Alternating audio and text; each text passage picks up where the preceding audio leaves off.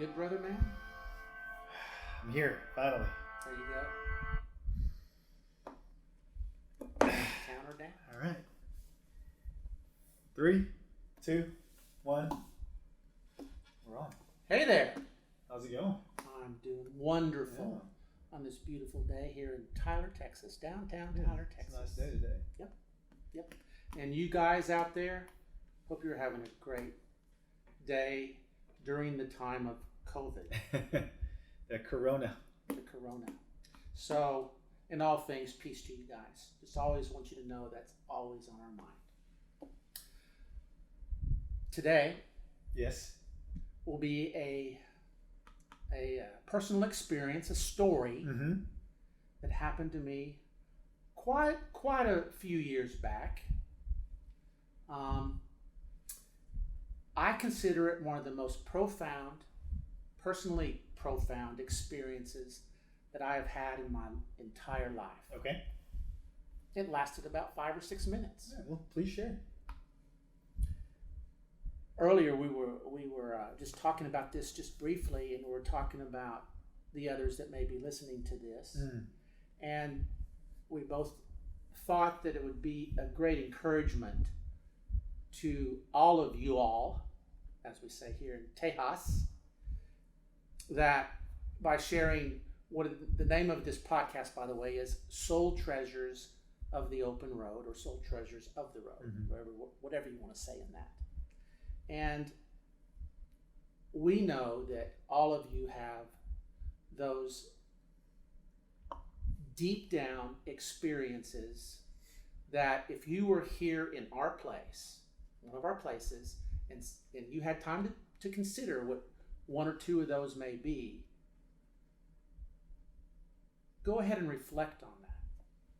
In fact, reflect on that more and more, and let it get even deeper, even more profound in you, and to see how that has affected you since that experience.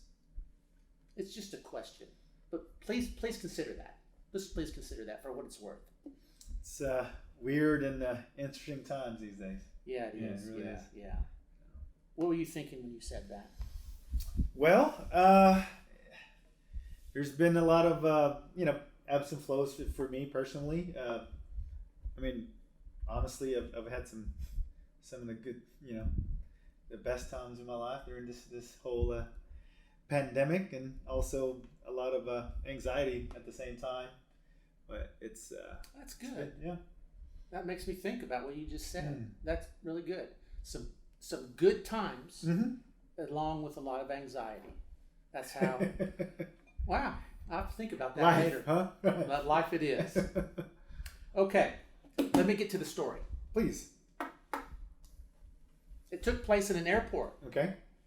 Airports these days are a lot different There are. from airports in past days. You have past to wear a decades. mask and social distance. Yeah. And all that jazz. All that jazz. So you all know what we're talking about and all the adjustments being made. So this particular story, I was traveling, as of course my stories often involve, and I was traveling. I actually trying to remember with the different things, but I think I was flying to Tel Aviv. I could have been flying to Istanbul, but I was in the Galafada airport in Athens, Greece. Okay. So I was there by myself. And you remember how these, in airports, and even these days, airports have these long rows, long rows. It's not like a lot of them is you have to come around the end and walk down, and there's like 30 seats in a row. Okay. Anyway, that's true of a lot of airports. And there was that going on. So I was there. I had a 3 hours to kill before my flight left. And so I was sitting back, backpack, stuff out, probably writing or reading. But I remember I was very relaxed, sitting back, probably stretched out. There was no one else around me by choice. Okay. That is how I looked. Anyway, sitting there, I glanced up people, there's a row in front of me. I'm in the middle row. There's a row facing me. Okay. Nobody's sitting there. Nobody's around me. And then there's a walkway that goes along. And so I looked up and saw some people walking, and I particularly noticed a couple who looked to be in their early 50s, let's just say early 50s, somewhere in that area, walking along slowly. And as I glanced up, the woman who was on the outside of her man, which I figured they were married, and she was kind of walking in front of me, looking at me. So I looked up and noticed that, but people look at each other all the time at airports. So they walked on past, kept on going, and then did some stuff. And I looked up a couple of minutes later, and they had stopped, 20 yards down from where they were, down kind of at the end. And they were in a deep conversation. Just heads together and talking. And she looked up a couple of times, and he looked over, and because of where I was and nobody was around me, I thought, well, they're looking at me. Huh, okay. Didn't think much of it. And so I sat there a little longer, but of course I had now noticed the situation as what is our nature as human beings, but to continue to check out what's going on when somebody shows interest in you. As a young man, that would be, of course, for me, that would be girls. It's like, oh, she's checking me out or something, or as you travel, anybody that notices you and pays attention, you learn to say, you think, what's going on with that? So you always had this inkling to talk to random strangers, or? Well, kind of sometimes. It depends on what the situation is. Sure. Yeah, but I'm more of a shy loner type from my past that I've learned to push the boundaries of that. I don't think I'm a loner or shy type. Maybe more of a loner, but definitely love human interaction. Sure. So at this point, y'all were aware of each other, and yes, a little bit, yes. So I sat back even more and just probably pretended to read, because I remember sitting back. So they started to walk in, and they walked back down the walkway past me. Glanced at me a couple of times, but I was kind of watching them. Kind of. I was, but not with anything hostile look, but just kind of curious look. Sure. So they got to the end of the row, and they stopped again, and I noticed that, and I thought, okay. They talked for maybe a couple of minutes more, a little bit, maybe longer. So out of the periphery of my vision, I saw that the man stepped away from her and began to cross around the bench. So he was on my row. Okay. So he walked around the end, and he began to walk down very slowly towards where I was sitting. So I was like, wonder if he's going to stop. I think so, from what I've seen so far. So eventually he walks up to me, and he stops a few feet in front of me, and he goes, I look at him, and he goes, "Excuse me." And I said, "Yes, sir." So I stood up, stood up so I could, we were standing. I wasn't going to sit down after somebody introduced themselves to me like that. So I stood up, and I said, "Yes, sir." I said, whatever we said, like, "Are you all right?" I think I said, "Are you all right?" It was something like maybe, "Hello, how are you? Hi," and he went, his expression was very somber, very serious, and he said to me, "I am so sorry." Now, I'm not going to do this the whole time. Sure. I guess I could, but in case I forget, he had a good command of the language, pretty decent command of the language, that came out to be by saying that I am so sorry. Could you pick up from his accent where he was from? Not at this point. Yeah, okay. Not at this point. Good question, though. But not at this point. I was like, okay. He had grayish hair, combed back nicely. Looked very, very, very professional. Very professional look about him. And he said, "I am so sorry.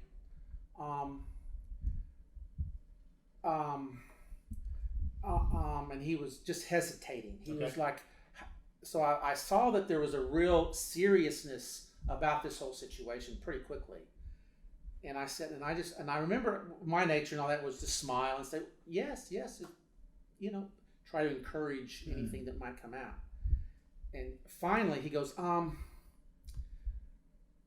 this, and he pointed, he goes, this is, she is wife. Okay. So I was like, look down, she's standing there with a big purse in front of her, nice dress, kind of a large woman. And she looked at me with like this, wide eyes, and I kind of went, hi, Surprised down there. And she went like this, just kind of nodded. And I looked back at him, and he says to me, I am so sorry again. My wife, me, we see you, and you look very, very much. You look like our son, our boy, he says to me. And I said, oh.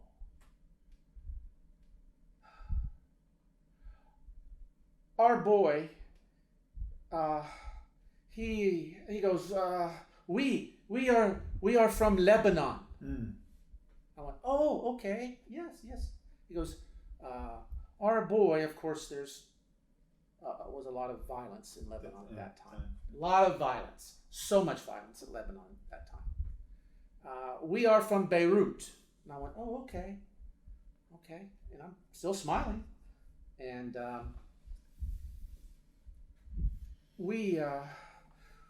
he go to fight maybe 10 month ago. 10 month, he's gone. He gone. No more. No phone, no letter, nothing, fighting. Oh, our boy, we think gone. We don't know. I went, oh. I mean, how would you feel? Yeah. When the realization comes. Speechless. I'm like, oh, I'm sorry. I said, I'm sorry. And he says, remember he did this with his hand. He went, we ask you, can my wife, can she come over to here? Can she come here? He asked permission of me. And I said, he says to me that. And I said, well, yes, sir, yes. And I even remember leaning out and going, hi, come on. And he turned, and I went, come on. I looked down at her, and I said, come on. And she slowly makes her way down to me, just looking at me with her purse in front of her, and stops next to him a few feet away from me. And she's just looking at me, and I went, hi, hello. And she's like, hello, hi. With this look on her face. And here's where it comes.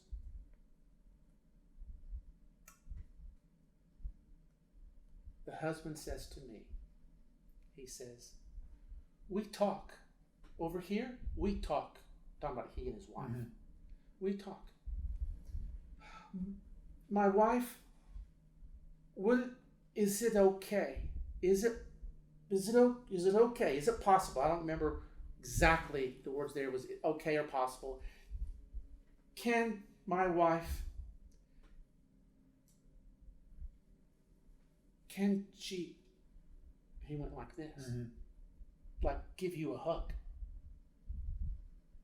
Can my wife, with you? And I was starting to feel overcome with their emotion, because my nature is strongly empathetic. Okay. And so I'm affected by that, and I've trained myself to be careful of that, to kind of hold boundaries there. But I was just feeling waves of grief, waves of emotion coming off into me. So I was like, and I looked at her, and she was looking at me. And I looked at her, and she's looking at me. And I said, Yes. So she stepped forward, and I kind of put my hands on my side. It's okay. It's okay. And she walked close to me. And she put her arms up and put her arms around me. Gently. And was patting me. And within a matter of a few seconds, she drew me in a bear hug. No exaggeration. Yeah. And was holding on. And I put my hand around her back and my arm up around her shoulder. And she put her head on this shoulder. And she started to sob. Oh, gosh. Just started to sob.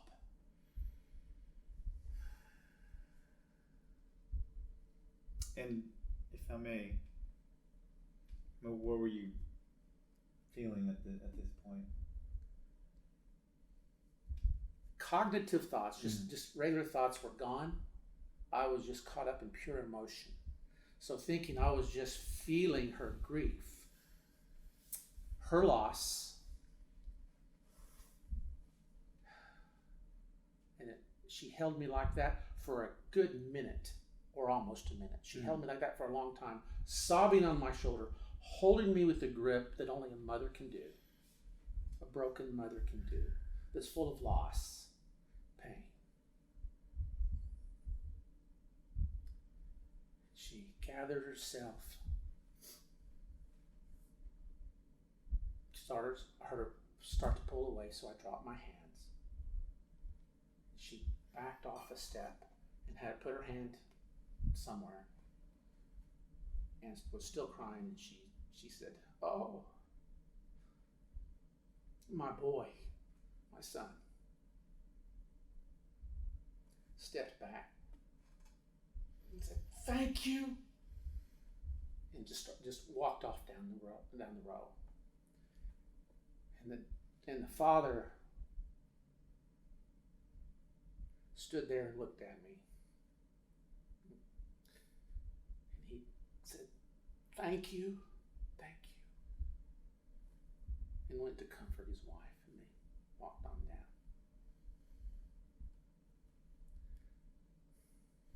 So I stood there,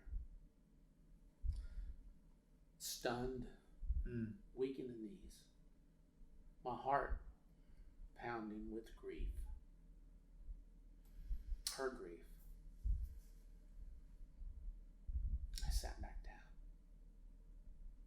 Didn't see a thing for a while, just stared into space. There was a big sky, open sky light sort of thing, with a view of the clouds. So, that experience, Mr. John. It's a profound story, to say the least, and gosh, it's to be able to hold space for a grieving mother. Lesson that has come to me from that for my entire life and still affects me. To be held like that by a broken mother who had lost her son. I didn't know if she had any other children. Sure. But had lost her son. Never heard from him when he left. Didn't hear from him. Didn't know where he was. And with the devastation and fighting, they knew that he was gone from this world. And I'm sure they were right. For that moment in time, that minute, 2 minutes that she held me and talked to me, I wasn't John Seipel anymore. And to her, I was not a stranger in an airport. You knew who I was? I was her son for that brief moment in history. I became somebody else to her. The father obviously had the quiet grief. I was her son. It just blows my mind. It absolutely envelops me with emotion still, obviously. Sure. Her grip on me was the grip that is the strongest grip in reality today, as far as this people in this world goes. And a broken mother's grip, nothing is stronger than that. It's just absolutely amazing. Just so amazing. I couldn't fathom the grief and pain that a parent or mother experiences with the loss of a child. And it's one of the most intimate experiences. I don't know. We all have encounters like that, and I bet when you think about it down the road, I've had similar encounters with close family and friends, and even random strangers. Just to be just like you were, to be able to just be present at that moment in time. Grief, I mean, it's happened so long ago, and it happened for such a brief moment, and to hold such profound still place and feelings in your heart up to this day. That's exactly right. I'll carry this into eternity. Yeah. And I sure expect and long, and I mean this so respectfully, to see so many of these things answered in eternity, and to see again what became of these things. Kind of to close it out, I guess. I don't think there's really a lot more to say about that experience. It was just completely profound to me. And I got to say that intimacy-wise, there's an intimacy to that I don't have words for. Yeah. I have words for most every other intimacies in my life. Oh, he does. But for this, you can just tell the story, and then a person's own thoughts and minds and spirit can go ahead and attach what meaning there is to it. I agree. For a moment in time, it's that way. That's what it's like to be open and to be available for a random encounter that can affect you for a lifetime. Being on the road helps that, but it can certainly be anywhere in your town. I agree. I mean, it can happen in everyday life, and it's really to that point to just live your life every day, and like you said, be open and talk to random strangers, and be open to look at them in the eye and just receive, just to say what it is, what's going on. Instead of these days, we all have this collective fear of social distancing, and we have our heads down, our mobile devices, and all this. There's still hope. There's still hope, and we'll get through this as far as the COVID. We'll get through this. We will. It's that thing, and I want to put a little twist at the end here, a little an ultimate lesson that this has taught me, and then we can close it out. Yeah, please. And the ultimate lesson for me is this Lebanese mother. Don't even know their names. I'm sure we introduced ourselves, but I don't even know their names. It's better to leave it a mystery. This Lebanese mother is very much like how I perceive and how it is witnessed to the person of Jesus. Okay. And Jesus is like this Lebanese mother, and vice versa. They are very similar in this way. Same. This way. Just like the Lebanese mother was quick to embrace a total stranger that she embraced as family. I became her son. She embraced me like a family member, just as if she were embracing her lost son. And we know that too, that Jesus is the same way, that he embraces every stranger, that nobody's a stranger to him. And he initiates, like the woman did, an embracing. And in that embracing, makes them family. Where she did it for a point in time, he's able to do it forever in time. And it's just there's a joy that can come out of that for everybody, and an ultimate way to see how situations are, not only at the time they work, they happen, but as they progress into the future. So Well, I'm well, amen to that. I'm done with that. Yeah. I'm not done with that. I am done with that. I just For this episode, we're done with that. listen, Well, guys. Go ahead. John, thank you for sharing, and once again your wonderful stories. And Well, you're welcome. there's always it's always a pleasure, and I love listening and learning from your stories. And thank you guys for being here with us. And Adios. thank you.